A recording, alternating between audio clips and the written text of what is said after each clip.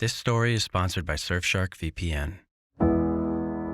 This is the story of how a small mill town in western Massachusetts had its sleepy eyes woke by three vigorous souls set on bringing life and inspiration to a dormant building.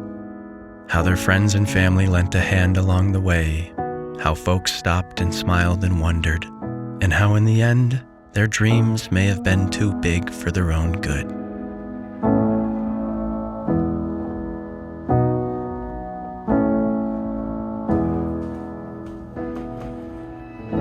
It's a story of how nothing good comes easy, how change is the only constant, and how everything happens in good time.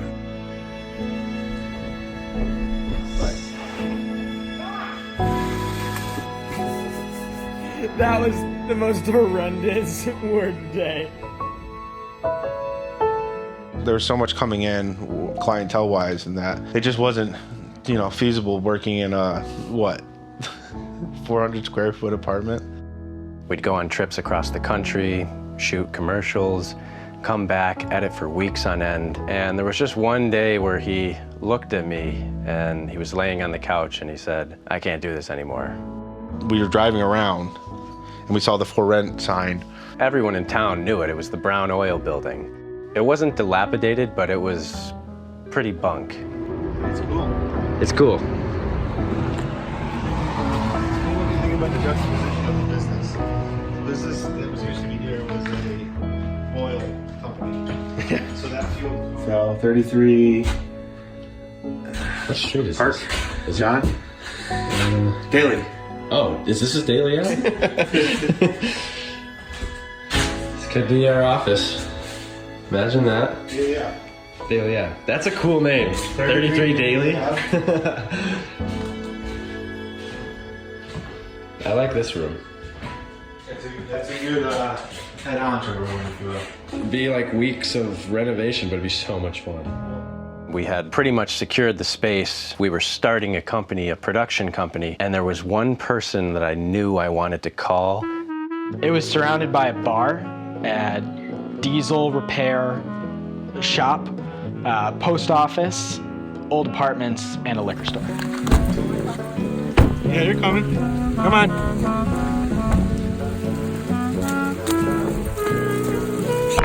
There's a little bit of water coming in, which is probably from the renovation.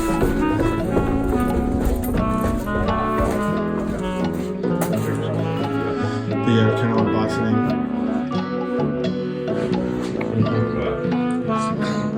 Also, I was wondering, well, obviously, probably simple. All right. Well, we got a lot of dreaming to do. Sure do.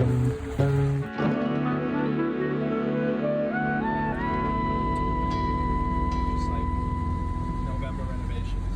Just started out. So, we have here a couple slabs of wood. You're on film. That's good. So as soon as we got into the space, we had to transfer utilities, of course, into our name. And we wanted a secure network for our media company. And so that's when we set up the VPN. And this video is sponsored by Surfshark VPN. A VPN is a virtual private network. It sounds kind of complicated, but it's actually really simple and really easy to use. Basically, it keeps all of your online data safe from hackers, and it allows you to view content that you might not otherwise be able to. For example, some Netflix shows are blocked in certain countries, or some YouTube videos are blocked, and especially if you're traveling, you're gonna run into that a lot. With a VPN, you can change your IP address, and with that, it unlocks the internet. Starting a media company, I knew I wanted a VPN. We wanted to keep our physical location safe, but also we were doing a ton of traveling. We were doing all sorts of jobs, flying back and forth across the country, spending a lot of time in airports and other places where you use public Wi-Fi. And that's where a VPN is just a must, because if you're on public Wi-Fi, that is a gold mine for hackers. One of the reasons we went with Surfshark is because you can have it on unlimited devices. So all across our phones, our laptops, everything having to do with the company, we were secure no matter where we went. It's so easy to think that it'll never happen to you, but once it does, You can't undo it. And Surfshark has a 30-day money-back guarantee, so you can test it out, and there's no risk. And Surfshark has passed on a huge discount for me to give to you guys, 83% off and 3 months free when you use the code Trout and Coffee. Just hit the link in the video description to sign up today. So thank you to Surfshark for sponsoring this video and for supporting this channel. And now back to the story. We spent a lot of December doing client work, building up some funds, and then on January 1st, 2019, I officially incorporated Trout and Coffee. I never held a job. As soon as I was able to use a screwdriver, I was putting on wall plates for my dad, you know. Throughout our relationship as friends, we've always had different builds going on. When I first quit my job and started making content for brands full time, it was that fall, Mitch and I renovated the attic of my parents' garage into a creative studio. It was very rudimentary, but it was in that studio that we imagined what things could be like.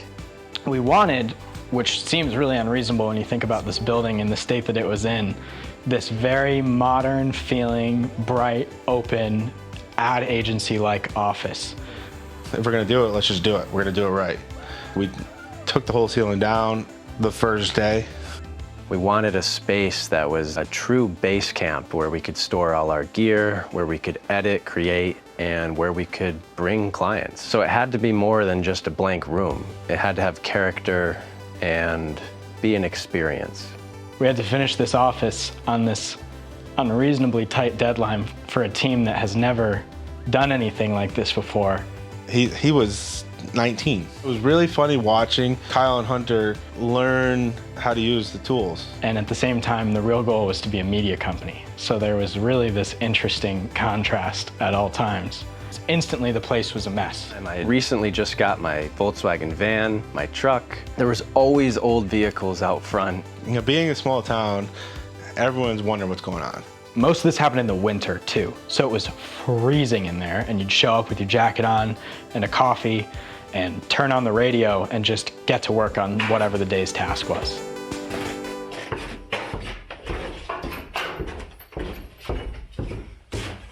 Whole basement, it's just like full of rusty parts and water.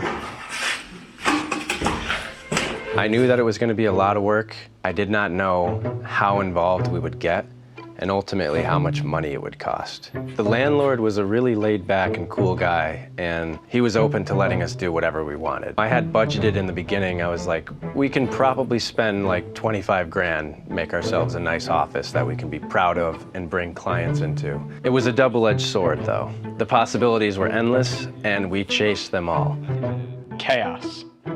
Complete chaos every single day. Like deliveries, people in and out, characters showing up. There was never a single day that was the same, even though we basically had the same things to do every day. But it was so much fun. And it wasn't too long into the build that I realized, whoa, this is not what we planned for. It ended up costing. And this was right at the same time I first bought my cabin, so there was a lot of plates spinning in the air.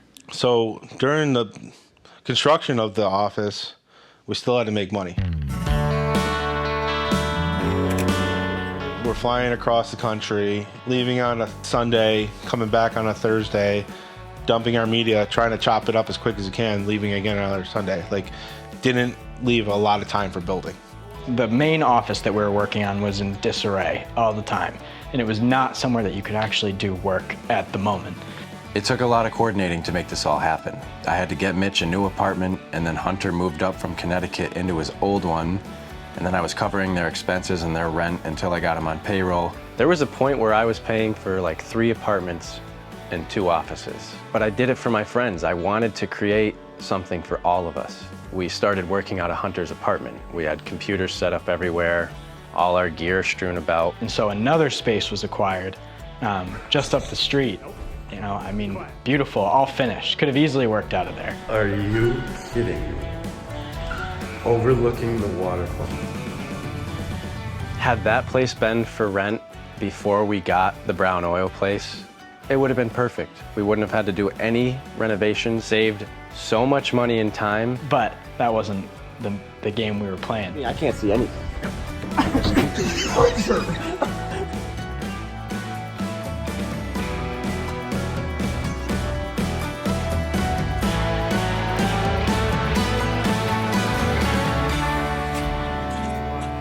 Just been running. The gold doubloons.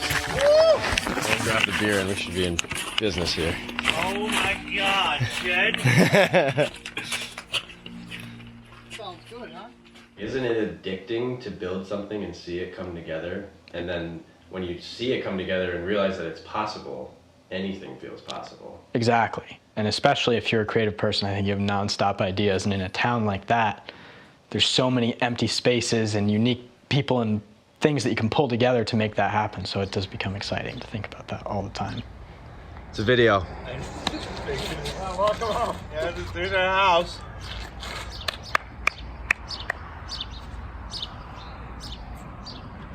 What day is it? It's, I literally don't know. It's Wednesday. Wednesday, March 13th. The 13th 10:45 a.m. of March 2019. 2019. Another property. What is it? Oh. What is this place going to be? It is going to be the creative studio and the cafe and the workshop, storage. It's home. This is our street. We now own the whole street. Mark my words, there'll be a mayfly the size of that truck up in there.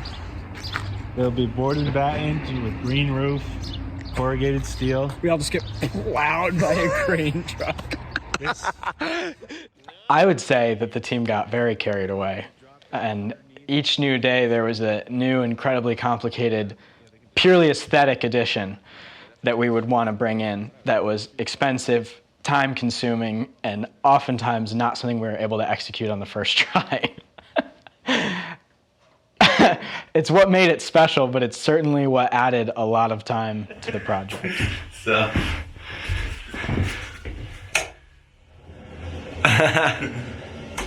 Our little hatchway to the left. We just cleaned everything up.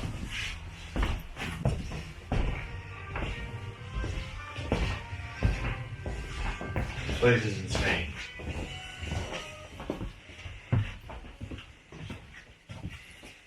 It's crazy how messy it's been, and like when we clean it, it just shows you how big this place actually is.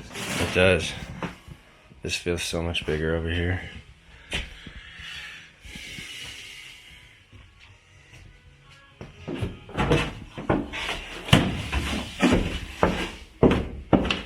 I definitely was the general contractor for this build. I thought we were just gonna take a few things off here and there and dress it up nice. And I did a whole new electrical service. Of course, Kyle being the owner, I would come to him with my ideas, or he would come to me with his ideas, and it was definitely a collaborative environment. Mitch, Hunter, and I had a really cool camaraderie. That was the part that I liked the most about it, was to be working together with other people, sharing a common goal, working towards something that you can only get with hard work. Our slogan through the entire build was "Nothing good comes easy." That was always on repeat. That slogan got me through a lot of that build.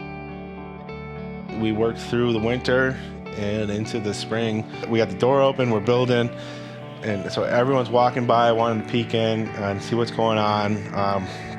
A lot of people thought we were making coffee. It was fun to see the community's reaction and stopping in, to see what we had created. We'd work all day together. Sometimes we'd split up on different projects. Our friends would come and help. It was always hectic. There would be days when there was delivery truck drivers. We'd have the ADT, the security guys there. We'd have the glass people coming in and measuring things. The landlord would stop by, the plumber would stop by. There would be like 10, 12 people in the office at any given time. It was one of the first experiences I've had as an adult where you're doing something big. You're making a major change, and it affects people around you. The whole town was affected by this change in a positive way. They were excited.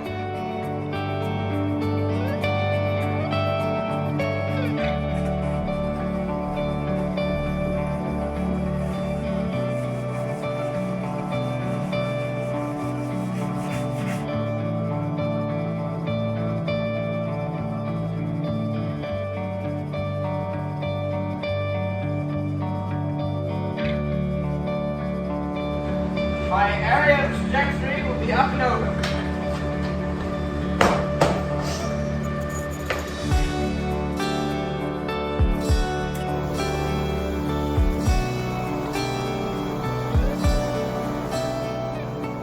I definitely learned, like, if you focus for a select period of time and you really focus, you can achieve a lot. That was like one of the biggest lessons for me. That seems obvious, but it's different when you experience it like that.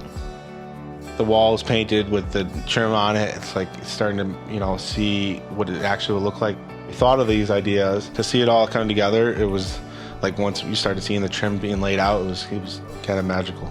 It almost didn't seem possible. I mean, it was such a dramatic change.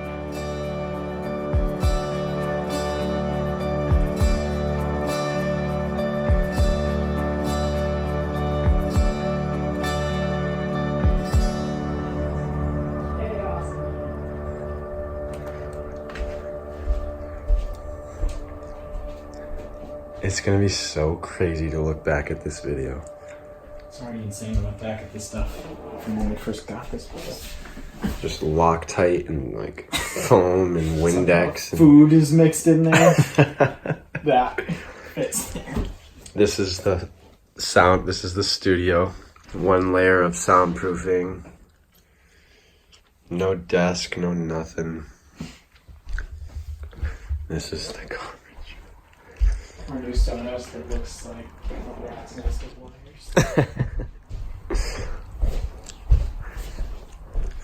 RAM board. I never want to see it again. So many boxes. This is gonna be. We gotta get this sealed. I really want to. Someone going off the loft. You can have someone down here. You can have somebody in the hanging chair.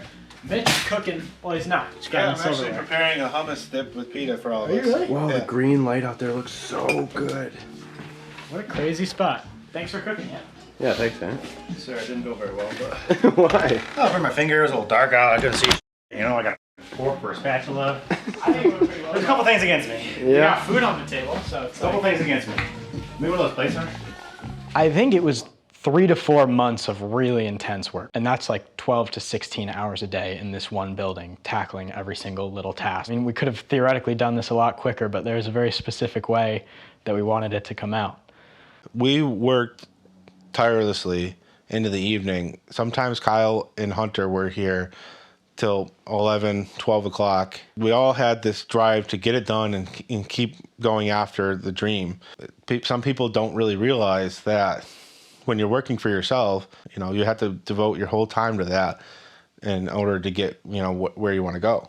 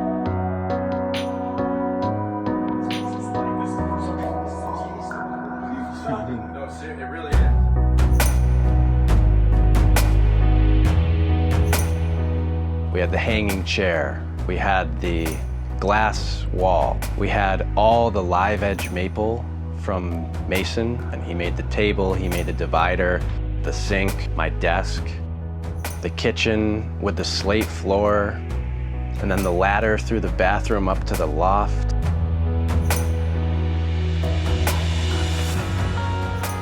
We had the soundproof room that was multiple layers of soundproofing with the thick soundproof windows. The basement with the huge, long work table. And then we had all the racks for gear and whiteboards. It was very quirky and creative. It must have been around May. You know, the energy was different. And we had just gotten back from one trip when It was funny. Like, I put all this time and energy and focus into building such a beautiful place, and then to come home from a trip and say goodbye to it all. It was weird. Mitch loved building. He wasn't really up for staring at a computer all day. And it wasn't too long after Mitch quit that Hunter... I think, looking back, that the process of building all of this may have worn on everyone a little bit. And by the time everything was finally solid, everyone was pretty much ready to go their separate ways.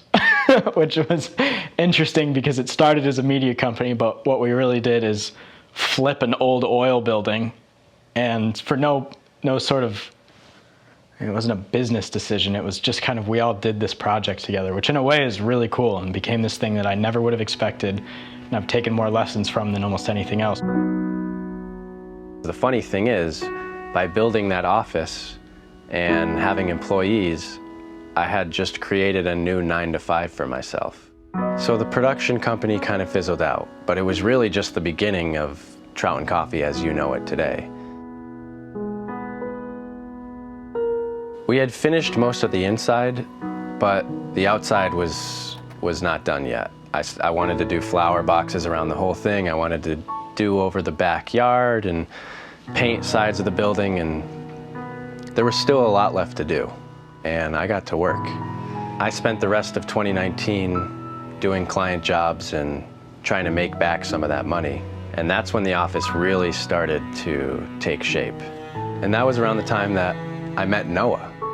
So Noah and I worked together for most of 2019, did a lot of great projects for some really cool brands, and did a lot of work on the office.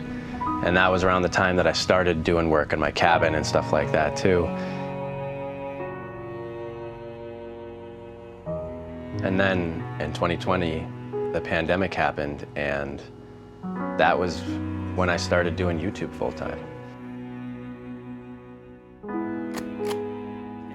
You already are, Dan.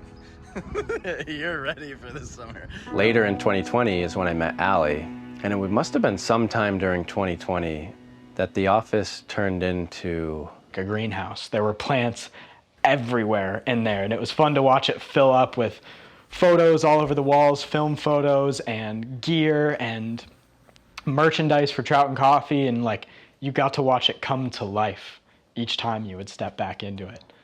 I remember coming back here and it was just full of plants. Kyle had added a lot of things. There was artwork done on the side of the building. There was a lot more vegetation. There was flower boxes. There was a backyard, more or less. I don't know that exists in that way in many other places. Yeah, I mean, painting the side wall with the Berkshire Hills, writing "This too shall pass" on the other side, planting all the flowers, the vines, redoing the back area. It was 2021 that the office fully reached its peak. It was with the help of Allie, really. We grew vegetables all around the outside. We got the pizza oven when we had the greenhouse, and we did the new patio out back, and we just had all the plants. That back patio was like Eden.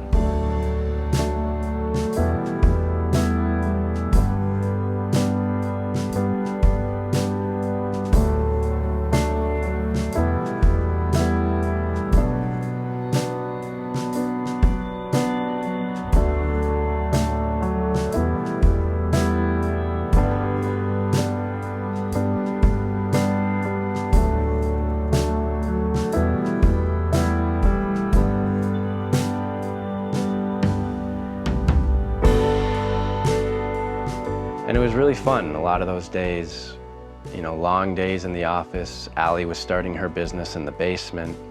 2021 was a really cool year for the office. But it was through 2021 that I realized, while it was a great space, we didn't need it anymore. We could save the monthly rent. The bar next door got a new owner, and it was just getting rowdy. Also, the garage out back, you know, just has tons of activity. There's always diesel trucks running. It's hard to record a voiceover. I've always envisioned my creative studio being somewhere very quiet where I can walk outside, look at the sky, lay in the grass. It was one of those things where you gotta know when to say goodbye. I left the state and I moved to Colorado. So, you know, I was single, I just had my dog, I was out there. I learned a lot about myself and I knew I wanted to be here in Massachusetts. I loved it here. Actually, Kyle was the first person I saw when I came back from Colorado. I acquired a house to rent and I remember going to work at his cabin while I had just gotten home, and he said that he doesn't use the office anymore. And I was like, I'm gonna call Chris right now. I'll live there. So it was definitely sad to take the pictures off the wall and start to move everything out. And it was bittersweet, but it was also exciting because it was the end of one chapter and the start of another. It was kind of full circle in the end because I put a lot of the furniture and decor and stuff like that out in front for free, and people from the town stopped by and picked it up, and they were so happy to have it. And then someone that built the office ended up moving into it. It was a pretty cool ending.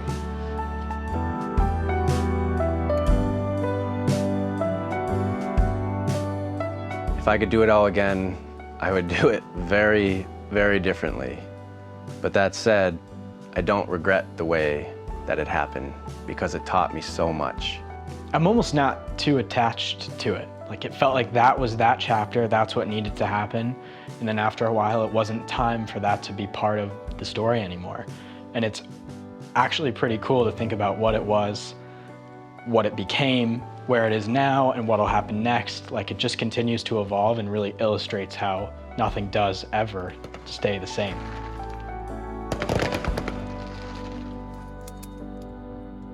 The time of my life when I was building the office was like a carefree time of my life, but it was a very heightened anxiety time of my life too. So it was hard to appreciate what was built and what was going to be built. So that's why it's really cool now, after I've like grown as an individual and not just my size. It's cool to be here and actually get to appreciate one of the coolest things I've done with my life.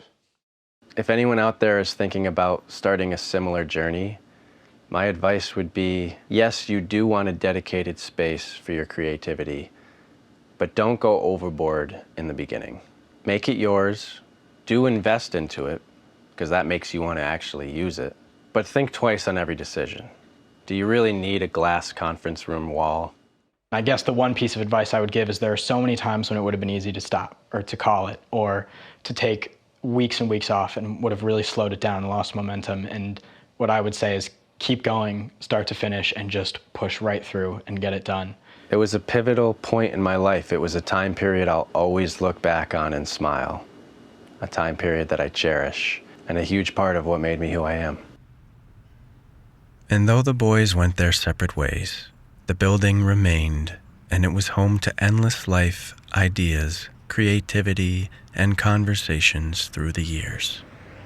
But most importantly, the boys stayed friends through all that had happened, and they returned again and again on the same steps as the seasons passed. And in the end, the film photos on the walls were proof that the story of this building and all the characters involved had been sealed in time forever. It was transformative, and I think it was one of those core experiences that I took so many lessons from that have helped me build up to where I would eventually like to go. And I think that without that experience, I don't know in what other way I would have learned these lessons about hard work and inspiration, and also to not look at something for what it is, but what it could be. Call it off and don't look back. Take me off this lonely track. All my worries of yesterday, I can't seem to get away.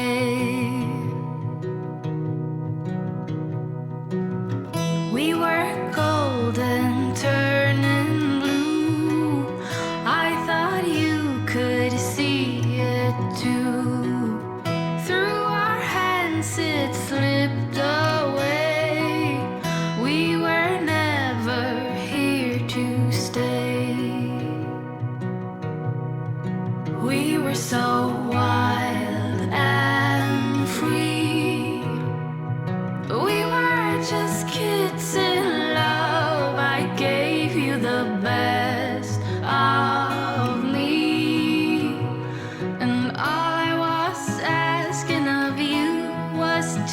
never break it.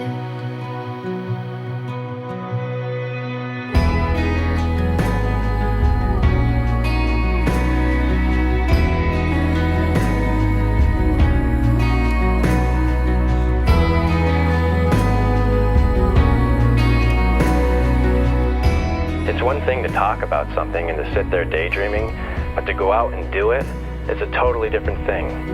We were so wild and free. We were just kids in love. I gave you the best. And remember to hit the link in the description to check out Surfshark VPN. And all